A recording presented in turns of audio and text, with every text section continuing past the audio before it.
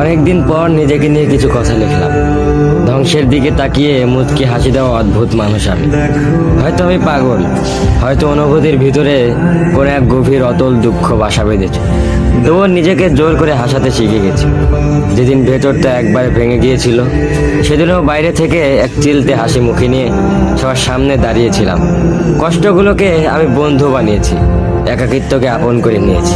মানুষ ভাবে আমি হয়তো সুখী, শক্ত, নির্লিপ্ত, কিন্তু তারা জানে না প্রতি রাত আমার এক একটা লড়াই। নিজেকে নিজেই বুঝিয়ে রাখি তুই ভালো আছিস, অথচ আমি জানি আমি ভালো নেই। ভেঙে যাচ্ছি প্রতিদিন একটু একটু করে, আর এই ধ্বংস হওয়াটাকে যেন ভালোবেসে ফেলেছি। আমি সেই মানুষ যে হার মানার আগে হাসে, কারণ জানি কান্না দেখিয়ে লাভ নেই। পৃথিবী শুধু শক্তদের মনে রাখে, দুর্বলদের নয়। তাই আমি অদ্ভুত, আমি অনুভূতির আগুনে পুড়ে যাওয়া নীরব যোদ্ধা।